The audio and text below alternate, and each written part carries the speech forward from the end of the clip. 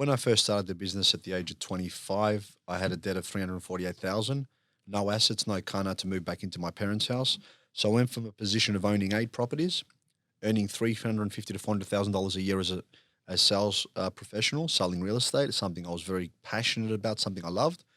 The company I worked for went into receivership. They owed me 780,000. I was young. I was immature. I had my first child. I have 4 kids now. He's just turned 18, funny enough. So my son Alec. All of that happened. I lost my assets. My son became deaf as well. Almost lost him. And I was going through my first split. I've been engaged 3 times, so that was the first one. So did you marry the third? Of course. Okay, so third time and I've lucky. got 3 kids. Yep, I was. I have found the great one and finally got married. There you go. So I moved back into my parents and I lost it all. Started again.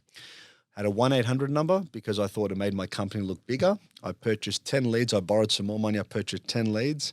I sold 2 properties. I repeated that process over and over again. My goal was very singular, to get out of debt and help Australians retire financially secure, because even though I over-leveraged, I knew how to create a process, a formula, which since then is called the Reventon formula, and we show our clients how to do that as well. And I've also written a book which actually outlines the Reventon formula. It's called Your Path to Wealth Brick by Brick. But in the first few years, I was just paying debt and helping as many clients as possible. So first 2.5 years, it was you just making deals happen yourself. Yep. And I was very hands-on. And for me, I was very, as I said to you, I just wanted to get out of debt, make sure that because I was considering going bankrupt at the time. And I had a chat with my sister-in-law. She goes, you won't do that. You never quit or take the easy option. And it was only a small moment of weakness, and I never would, because I also wanted to set an example for my son to show him that you don't quit. When the chips are down is when you show up. Having said that, I was 25. Mentally, I wasn't in the best position, but it was a very short. So did I think of quitting? Yeah. And my mindset never allows me to do that. But one small second, and then my sister-in-law goes, there is no way you'll ever do that because you don't pick the easy route. That actually turned everything back on in my mind. And after I got an investor in 2008, I just scaled my business. I went up to this investor and I told him I have a business. I've got quite a lot of staff. I can sell a lot of real estate for you. It was just me at the time. I said, I'm going to purchase leads. I'm going to create this and this for you. And it's going to start in about 3 months because that's how long it takes to start. I was building my team within that 3 months period. I was growing.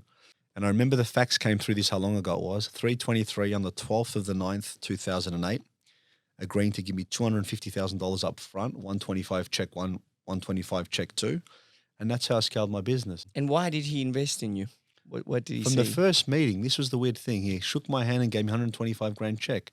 And I always thought, wow, that was easy. But he vetted me. He knew the companies I worked for before. He knew that I ran a lot of successful sales teams, and he backed me. Ever since I was young, I love the harder the journey is, the more challenging it is, the more up for it I'm going to be, because I know that that's where the most growth is going to appear. So if the task seems impossible, if building a business is tough, that's when you need to show up. You know what I love about you? I always tell people this story, that when COVID first hit, I was at home and you called me, and I'm like, you were all happy and chirpy. What the fuck's wrong with this guy? And I get asked that all the time, by the way. Yeah. And this is like real in the depths of COVID. This was probably just before I fled the city. I go, well, what are you doing? And you said, oh, I've lost, I won't say the amount, but I've lost X amount of thing. I've lost this, I lost that. And I go, why you sound so happy? And you go, I fucking love this shit. This is what I live for. These are the problems that I like to solve. These are the situations and positions I like to be in. And I was just thinking that mindset is probably the most important thing a business owner can have. You bring that up. I can't control COVID. I can't control a lot of circumstances. What I can control is how I respond. So when COVID hit and I called an executive meeting, I said to my team, all right, guys, there's a couple of things. We've got 2 options here. Number one, we can lay down and accept this and actually scale back. Or number 2, we can take ownership and really put 120% our best foot forward and grow, because a lot of people are going to pull back here. So I think now's the time to attack and really go forward. But I can only do that if you all agree with me and you're all on the same page. Are we all ready to go forward? And they all said yes. And I said, good, because if you said no, it would have killed me. If you said pull back and play defensive, that's not in my nature. So when COVID happened, someone goes to me, what do you think of COVID? I said, I've been preparing for COVID for 5 years. So I've been setting up different businesses that have recurring income, setting up different streams where make my business go through tough times like COVID. Having trail incomes through finance, accounting, financial planning will allow me to weather the storm, because things aren't always going to be smooth. And being in business for 16 years, we've seen GFCs, we've seen elections, we've seen markets go up, markets go down. I've been able to navigate through all of them because I'm realistic that markets aren't always going to be great.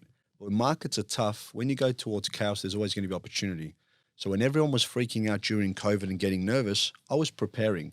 So I always use the analogy of when you build a building, it takes a long time to be in the foundation. You can't see the building because you're putting all your work. I was putting all my work during last year, during COVID. We put on 18 new people. We expanded because I was getting ready for what's about to happen. You're seeing some of the biggest property booms now. You're seeing companies really aggressively move forward. I was preparing for that last year. In my experience as a business owner, issues were never going to go away. People are going to keep throwing stones at you. They're going to get bigger, but you're also going to get stronger and you become more adept. And if you have the right mindset that you know that you're going to have to roll up your sleeves and do the hard work, you'll be fine. And for people that haven't gone through those circumstances before, my advice is speak to someone that has navigated through these times before, that has seen a GFC, that has seen a tough market, because these people have the answers to assist you. When you start a business, the first thing people do is they employ friends and family. And the reason they do that is a comfort zone, because how you live with someone is not how you work with someone. I prefer to develop a friendship in a business than bring a friend in a business. Now, I've worked with best friends of 30 years. One of my business partners is a friend of almost 30 years. So I've had 7, 8 brothers, brother-in-laws, mother-in-laws, cousins work within the business. It's extremely tough. And I'm not going to lie to you, it's hard. But yes, you do trust them. It can work, but you just need a very open communication of expectations with each other. And when I remember the first conversation I had with my mother-in-law, and I said to her, listen, I'll make you a deal. She goes, what? We'll work together on one condition. 9 to 5, we work together. You don't get offended. If we have a big argument, because we're probably going to have lots of them, when it comes to 5, 6, 7 o'clock, we knock off, you treat me like your son-in-law. No different, no better, no worse. As long as you can do that, let's work together. But during hours, you're probably going to say certain things about me, use certain curse words about me. That's fine. But when the bell rings and it's over, we go back to normal. Mm-hmm. And look, it's worked 99% of the times. No, but I had that clear communication. Success. No, it has. But I'm saying in terms of communication, it's not easy. Imagine having a full-on day with your mother-in-law. Then you got to go to her house for dinner. Hey, I'm back.